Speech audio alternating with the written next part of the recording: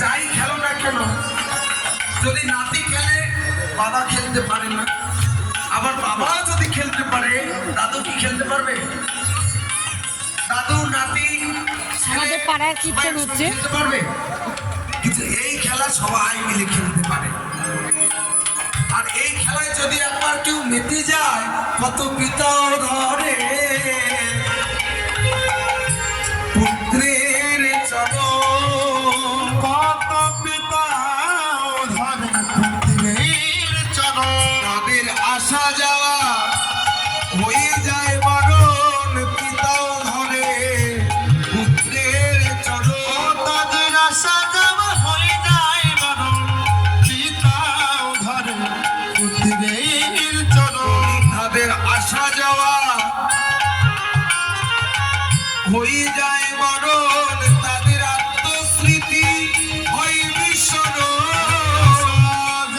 হয়ে যায় বারণ, তাদের আত্মস্মৃতি হয় বিস্মরণ। আসা যাওয়া হয়ে যায় স্মৃতি হয় বিস্মরণ, আসা যাওয়া হয় বলে আত্মস্মৃতি হয় বিস্মরণ। আসা যাওয়া বলে পিতাও ধরে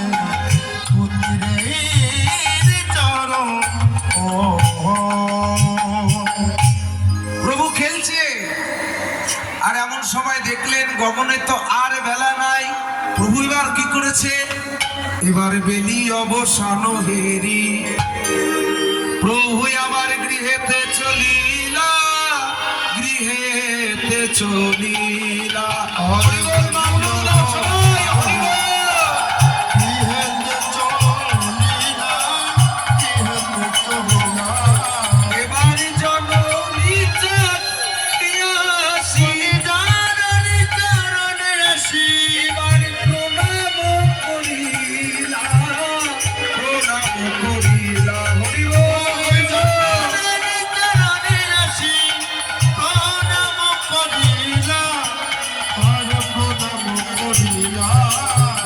শিখায়ে দিল রে, শিখায়ে দিল রে, কলি কলির জীবে মাতৃ ভক্তি শিখায়ে দিল রে।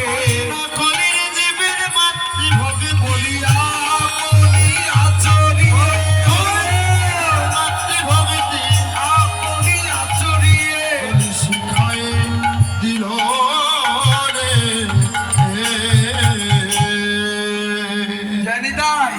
প্রভু বলছে, ওরে জীব, তোমরা জানো না আগে মায়ের চরণে শ্রদ্ধা ভক্তি প্রণাম করো, তারপর তোমরা এই হরি ভজনের পথে আসো, সাধনের পথে আসো। কেননা জীব তোমরা জানো না,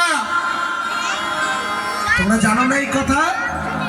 যতই যাও না মন্দির মসজিদ, যতই যাও না তীর্থস্থান, বাবা মাকে না বাসিলে ভালো কোনোদিনও খুশি হয় না ভগবান। বাবা মাকে দুঃখ দিয়ে তোমরা হরি ভজনের পথে এসেছো, ওরে জীব তোমাদের কোনো লাভ হবে না রে। যদি পারো